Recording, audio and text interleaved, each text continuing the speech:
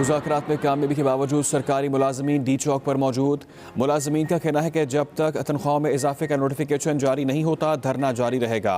Police ने D चौक की तरफ आने वाले रास्ते बंद कर दिए। रात गए मुज़ाकरात में ग्रेड 1 से 22 तक के तमाम वफाकी सरकारी मुलाजमीन की तनख्वाहों में 20% इजाफे पर इतफाक हुआ। हुकूमत ने बजट में एडहॉक अलाउंसेस बुनियादी तनख्वाह में शामिल करने की यकीन दहानी कराई।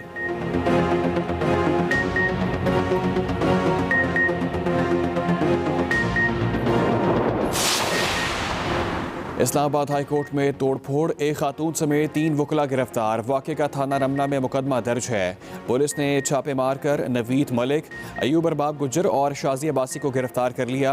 सदर इस्लामाबाद बार और जनरल सेक्रेटरी गिरफ्तारी से बच निकले।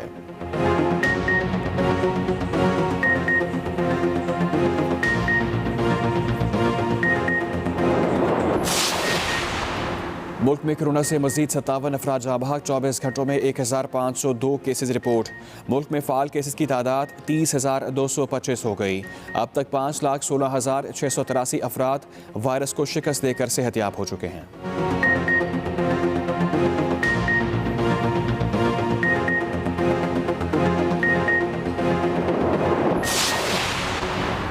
इलेक्शन कमीशन आज सेनेट इंतखाबात का शेड्यूल जारी करेगा। मार्च के पहले हफ्ते की 3 मुख्तलिफ तारीखें तजवीज़। ज़राए के मुताबिक सेनेट इलेक्शन के लिए मार्च की 2, 3 और 4 तारीख तजवीज़ की गई। हतमी ऐलान इलेक्शन कमीशन करेगा।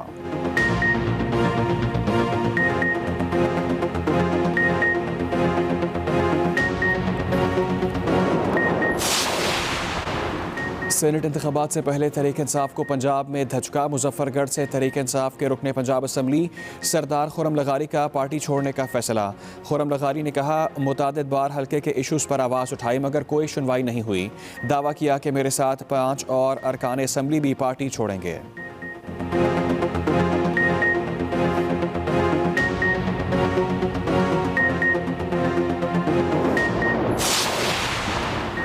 पंजाब के मैदानी इलाकों में धुंध ने फिर डेरे डाल दिए। लाहौर सियालकोट मोटरवे हद-ए-निगाह कम होने के बायस बंद कर दी गई। मोटरवे M2 को भी ठोकर न्याज बेग से लेकर कोट मोमिन तक हर किस्म की ट्रैफिक के लिए बंद कर दिया गया। लेला इंटरचेंज साइड टोल प्लाजा की बंदे से गाड़ियों की लंबी कतारें लग गईं। बिन दादन खान, बखर, खुशा, मियाँ वाली, मुजफ्फरगढ़ रोड पर भी शदीद धुंध की वजह से ट्रैफिक की रवानी मुतासिर।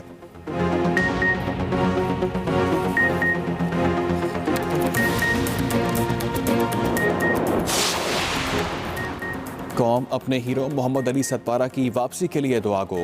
जुमे से लापता कोपेमाओं का अब तक कुछ पता न चल सका। खराब मौसम ऑपरेशन में बड़ी रुकावट बन गया। लापता कोपेमाओं के खानदानों का कहना है मुमकिन है कोपेमाओं ने बर्फ़ की गार बनाई हो और उसके अंदर पनाह ली हो। बर्फानी गार में गर्म पानी हो तो जिंदा रहा जा सकता है।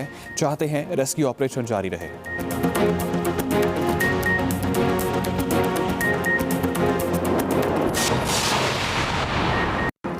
हेडलाइंस आप जान चुके, अहम खबर अब तक पहुंचाएं। एडहॉक रिलीफ के तहत तनख्वाह में 20% इजाफा। ग्रेड 1 से 22 के फेडरल गवर्नमेंट मुलाजमीन की इब्तदाई बुनियादी तनख्वाह के हिसाब से होगा। ज़राए के मुताबिक सूबों को एक ख़त के जरिए इस तरह के इजाफे पर गौर के लिए कहा जाएगा। कमेटी और सरकारी मुलाजमीन के माबैन मुआहदे पर दस्तखत कुछ देर बाद परवेज़ खटक की रिहाइश गाह पर होंगे। इसी पर बात करने के लिए हमें ज्वाइन किया है ब्यूरो चीफ इस्लामाबाद आमिर इलियास राना ने। जी आमिर इलियास राना। जी बिल्कुल, हमें जो मुज़ाकरात में शामिल एक अहम शख्सियत है, उन्होंने ये सुबह सुबह बताया कि ये रात सेक्रेटरी खजाना से भी बातचीत हो चुकी है कि मैं सरकारी कमेटी की, और फिर ये तय किया गया क्योंकि जो मुलाजमीन के नुमाइंदे हैं उनके हवाले से बताया गया कि वो इस बात पे तैयार हैं कि 24% की बजाय 20% कर दें, लेकिन 1 से 22 सब मुलाजमीन के लिए किए जाए, जो तकरीबन 4.25 लाख ऐसे मुलाजमीन हैं। क्योंकि 22 इदारे, महकमे और वजारतें ऐसे हैं जहाँ पे स्पेशल पेज और डबल तनख्वाहें ऑलरेडी मौजूद हैं, उनको नहीं दी जाएंगी। और इसमें पेंशनर्स चूँकि शुरू दिन में शामिल नहीं है तो अब भी पेंशनर्स का जिक्र नहीं है। और फिर इसकी चूँकि असम्बली जब ये मुआहदा हो जाएगा तो इसकी मंजूरी काबीना से बहुत ज़रूरी है, तो वो सर्कुलेशन समरी भिजवा के आज ही उसकी मंजूरी दी जाएगी। क्योंकि मुलाजमीन का कहना ये था कि इसका नोटिफिकेशन बाज़ाब्ता तौर पर वज़ारत ख़जाना का रेगुलेशन विंग जारी करे, फिर ये हम बिल्कुल पीछे हटेंगे, मुआहदा कर लेंगे। लेकिन मामला तब खत्म होगा जब एक तरफ वज़ारत ख़जाना नोटिफिकेशन जारी कर देगी और दूसरी तरफ सूबाई हुकूमतों को खत लिखे जाएंगे और इस नेगोशिएशन कमेटी से कहा जाएगा कि ये उनके साथ सूबाई वज़राए आला के पास जाए, क्योंकि वहाँ पे तनख्वाहें बढ़ाने के लिए वफाकी हुकूमत का प्रेशर बड़ा ज़रूरी है। इस वक्त सूरत ये है कि केपी और पंजाब में तो बहुत ज़्यादा जो ग्रेड 21 तक के मुलाजिम हैं और जो सेक्रेटरीट में काम करते हैं उनकी तो बहुत ज़्यादा तनख्वाहें हैं। वहाँ ग्रेड 21 के मुलाजिम की जो तनख्वाह है अफसर की वो फेडरल सेक्रेटरी से 2 लाख रुपए ज़्यादा है केपी और पंजाब में। और सिंध में उन्होंने पीपल्स पार्टी की हुकूमत ने 2 दफ़ा तनख्वाहें तो बढ़ाई हैं। जब तहरीक इंसाफ ने पहले साल 5 साल कुछ मुलाजमीन को दिया और दूसरे साल कुछ भी नहीं दिया था, तो इस दफ़ा अभी वो वैसे तो हमायत की है बिलावल भुट्टो जरदारी ने, लेकिन ये 20% का इजाफा बहरहाल उनको भी अब इसी तरह सेट करना पड़ेगा जिस तरह वफाकी हुकूमत अगर ये नोटिफिकेशन करके जारी कर देती है। ठीक है आमिर इलियास, अहम तफसीलात के हवाले से आगाह करने के लिए आपका बहुत शुक्रिया। न्यूज़ स्टूडियो से फिलवा के लिए इतना ही। मज़ीद बाखबर रहने के लिए विजिट कीजिए हमारी वेबसाइट express.pk। आप हमें फेसबुक और ट्विटर पर भी फॉलो कर सकते हैं। देखते रहिए एक्सप्रेस न्यूज़ और रखिए हर खबर पर नज़र। Welcome back to Expresso. बलतित कला का आखिरी कैदी कौन था? कौन था? सफर शर्त में बताएंगे आज आपको। देखते हैं सफर शर्त।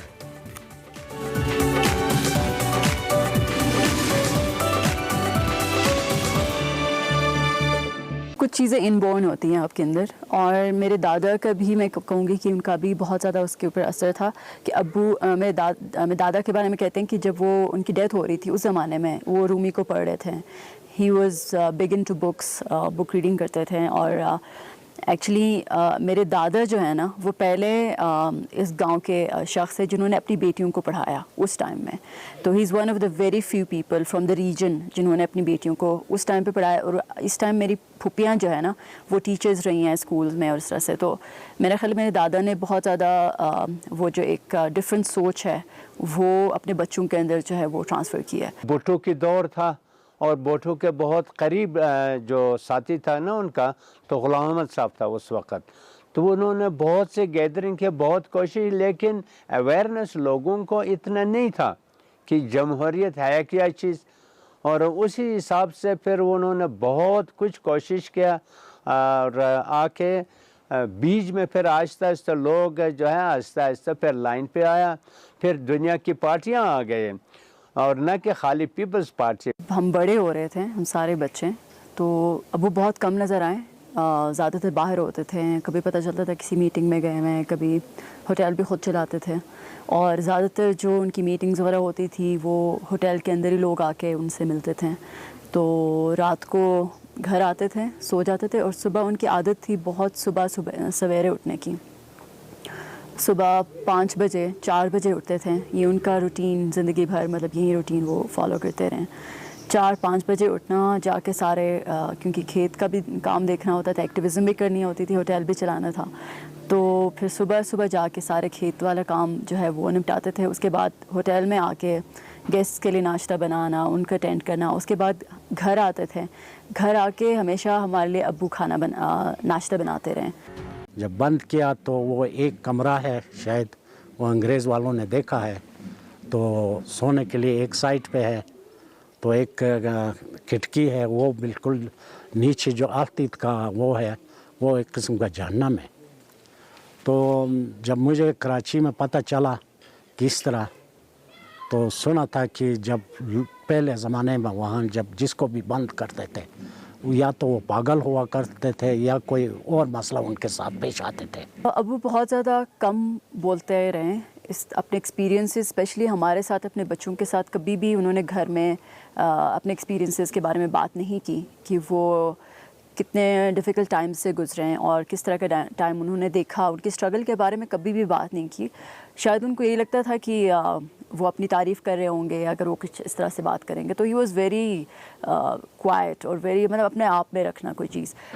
कभी कोई घर में मेहमान आते थे, उनके दोस्त आते थे, तो उनके आपस में बातचीत होती थी, तो वहाँ से हमें पता चलता था कि अच्छा ये हो रहा है, इस तरह से किस तरह का मुश्किल टाइम गुजारा है। जेल के शब रोज़ की तफसील ज़फ़र इकबाल ने अपनी किताब हिस्ट्री ऑफ फुंजा में लिखी है, जो दिल दहला देने वाली है। बलतित किला में 7 माह उन्होंने शदीद अंधेरे में गुजारे।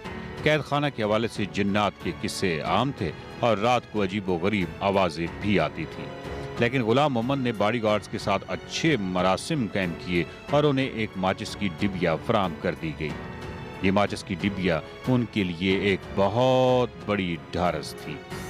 गुलाम मोहम्मद को अल्जाइमर है, लेकिन वो दरबार पेशी के दिन आज भी नहीं भूले। कभी कभी अपने खानदान को वो दरबार तस्वुर कर लेते हैं और उन्हें ऐसा लगता है कि उनके हाथ बंधे हुए हैं और उन्हें दरबार में पेश किया जा रहा है।